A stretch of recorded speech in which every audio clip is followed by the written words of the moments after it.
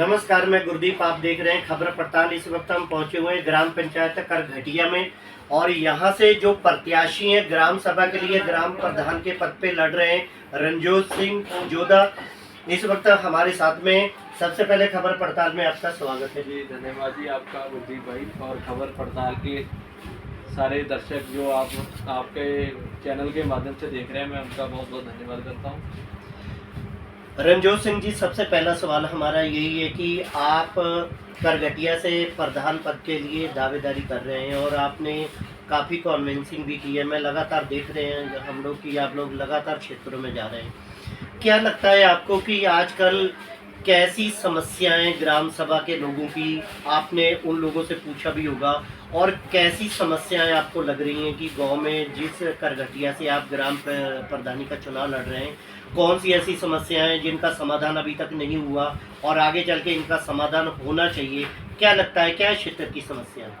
जी, हम जैसे अपनी ग्राम सभा करघटिया में गए ना, तो वहाँ के ना राणा समाज के जो हमारे करघटिया ग्राम सभा में एक वोटर हैं, उनकी समस्याएं जब जाके सुनी है तो पता चला जी अभी तक उनके पास पानी की भी व्यवस्था पूरी नहीं हो पा रही।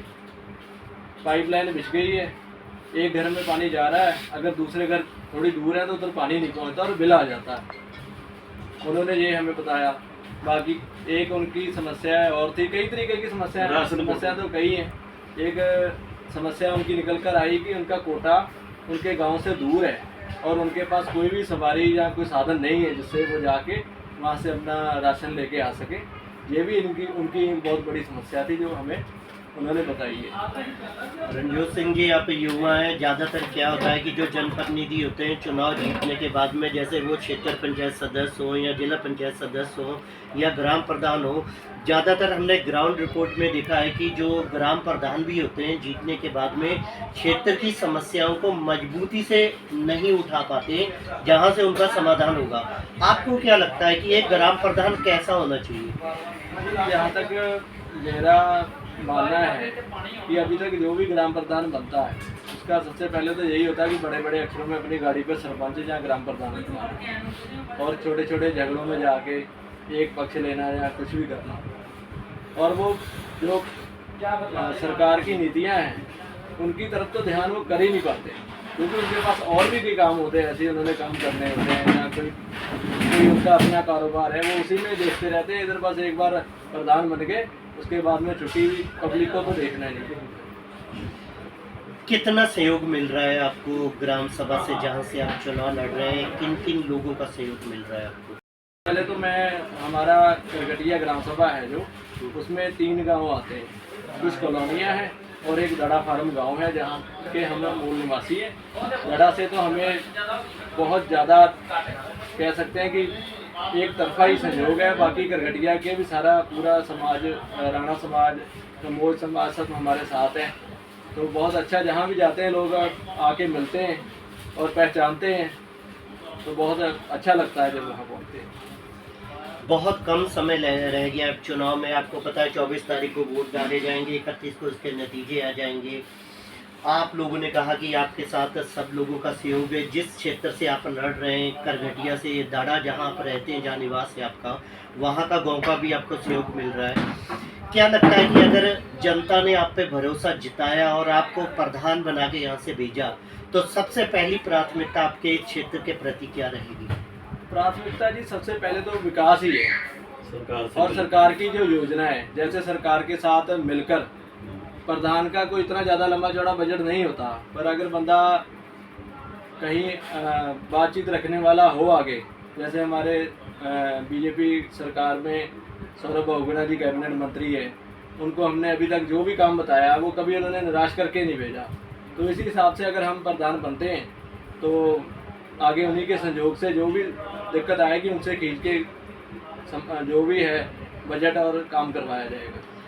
रणजोत सिंह जी, आपका कहना ये है कि ग्राम प्रधान का एक बजट नहीं होता, लेकिन अगर वो सही जनप्रतिनिधि बन के क्षेत्र की समस्याओं को इन जनप्रतिनिधियों के सामने उठाए, जैसे विधायक निधि है, ब्लॉक में निधि होती है, ब्लॉक प्रमुख होता है, उसके पास बजट होता है, अगर एक जागरूक प्रधान हो तो इन समस्याओं का समाधान करवा सकता है, वो आपका मानना है? जी जी बिल्कुल, इसीलिए तो अब थोड़ी व्यवस्थाएं चेंज हुई है। कि पहले बिल्कुल हमारे जो बुजुर्ग थे वो ज़्यादा पढ़े लिखे हुए नहीं थे, तो अब थोड़ी चेंज हो गया है मामला, सारा सिस्टम चेंज हो गया। अब कम से कम अगर जनरल कोई सीट आती है समान अनारक्षित, तो उसमें 10th होनी ज़रूरी है। High school. तो इसलिए आजकल पढ़े लिखे लोग ही ज़्यादा आगे आ रहे हैं, और मेरे हिसाब से जो थोड़ा बहुत जानकारी रखता हो बंदा, उसी को अगर उसी की तरफ ध्यान दिया जाए तो ज़्यादा अच्छी बात है। एक आखिरी सवाल है आपसे, आपको हर जगह का सहयोग भी मिल रहा है, आप युवा प्रत्याशी भी हैं, आप भाग दौड़ भी कर रहे हैं, और आपने कहा कि जो ग्राम प्रधान होता है उसका इतना बजट नहीं होता, लेकिन वो चाहे तो अपनी सूझबूझ से विधायक निधि से, ब्लॉक निधि से, जिले में की निधि से वो चाहे तो ये सारी समस्याओं का समाधान कर सकता है। अगर जनता ने आपको चुन के भेजा तो आप इनकी कसौटी पे 5 साल खरा उतरेंगे, इनकी समस्याओं को आप उठाएंगे? जी बिल्कुल। अगर जैसे हमें जितना प्रेम अपनी ग्राम सभा से हमें मिल रहा है, और जितना विश्वास हमें वो दिलवा रहे हैं, हमारे जो सारे समर्थक हमें जिता के भेजते हैं, तो हम बिल्कुल उनकी समस्या का समाधान करेंगे, उनके साथ कंधे से कंधा मिला के, और हर काम और हर तरीके की मतलब कि उनके साथ खड़े होंगे। जैसा कि आप देख सकते हैं कि युवा प्रत्याशी है रणजोत सिंह जी, उन्होंने साफ तौर पे कहा कि अगर जनता मेरे पे भरोसा जताती है तो 5 साल में सेवा करूंगा, और सेवा की भावना से ही मैं चुनाव लड़ रहा हूं। साथ ही उन्होंने ये भी कहा कि जो ग्राम प्रधान है उसके पास बजट तो नहीं होता, लेकिन अगर वो चाहे तो जनप्रतिनिधियों के माध्यम से क्षेत्रीय विकासकारी योजनाओं को आगे बढ़ा सकता है, क्षेत्र को विकास से जोड़ सकता है। अब ये प्रत्याशियों का जो ओपिनियन है, ये 24 तारीख को इनकी आशाओं पे कितना खरा उतरेगा, जो इनके आंकड़े क्या इनके अनुकूल होंगे या विपरीत आएंगे, या जनता इन पे भरोसा दिखाएगी, ये सारी कहानी 24 तारीख को बक्सों में बंद हो जाएगी। 31 तारीख को नतीजे आ जाएंगे। लेकिन फिलहाल एक युवा प्रत्याशी है, जोश है और जनता का सहयोग है। अगले एक फिर नए प्रत्याशी के साथ आप लोगों को मिलवाऊंगा। तब तक देखते रहिए खबर प्रताप। मैं गुरदीप सिंह अपने सहयोगी कैमरामैन रंजोत के साथ।